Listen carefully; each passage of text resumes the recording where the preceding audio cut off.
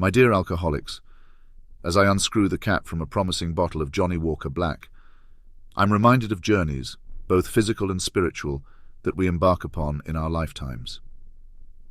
The 12 steps of Alcoholics Anonymous are one such odyssey, charting a course from acknowledgement to redemption. Much like the burn and warmth of this whiskey, these steps can be both confronting and comforting.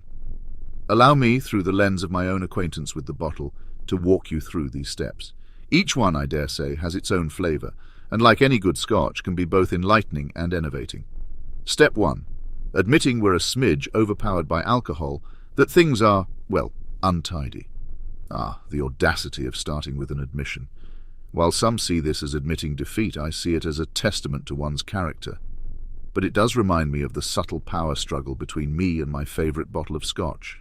Oh, how often it wins. Step 2. Believed some mystical power could sort our brains out. A power, you say? I've always believed that one should find salvation from within, or at least from within a bottle. If I were to assign restorative power, it would be to a dry martini, impeccably stirred, not shaken. Step 3.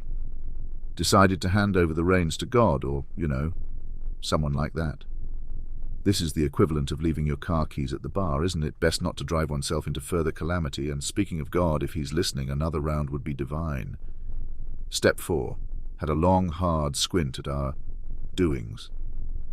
Our introspection, much like examining the depths of a wine glass and finding it either profoundly deep or distressingly shallow. Sometimes the imperfections at the bottom are the most interesting bits. Step 5. Told God, ourselves, and that chap over there about our missteps. Confession time. To God, to self, and to some unsuspecting fellow. How often I've shared my life's misadventures with a barkeep, mistaking him for a confessor, or was it the other way around? Step 6. Gearing up for the man upstairs to scrub away our foibles. Ah, divine intervention. Quite similar to the bartender introducing you to a new drink. The first sip might not sit well, but by the end you're raving about its transformative powers. Or was that just the alcohol? Step 7. Mumbling to him about snipping away our blunders. By now it's clear that I've had a few too many. But if we're asking him to fix things, maybe we can also put in a word for a remedy for this impending hangover. Step 8. Scribbled names of folks we nudged and thought about maybe saying sorry. Making lists becomes a Herculean task after the 7th drink. Was it John or Joan I offended last week? And why do all these names seem to blur together like my vision? Step 9. Tried to patch things up, but it's also fuzzy. Amends? I remember those. Or was it almonds? Both seem to be a good idea right now, especially if they come with another glass of sherry. Step 10. Kept a tally of something, and apologized when it seemed appropriate-ish.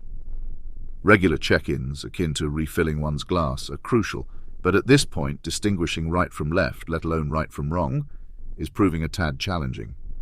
Step 11. Tried praying or chatting with God, but it's all starting to spin a bit. God? Is that you? Or just the room swirling? It's so hard to concentrate on higher powers when the ground seems so wobbly.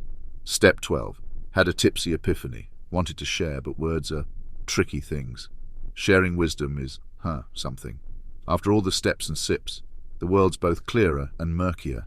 If only the words would come out as smoothly as this last drink went down. Whiskey, and steps, and bottles. Universe all wobbly. Words, wibbly-wobbly.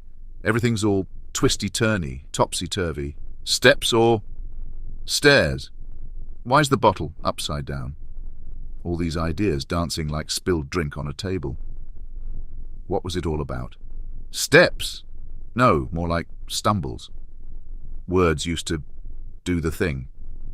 Now, just swimming in a pool of... what was it again?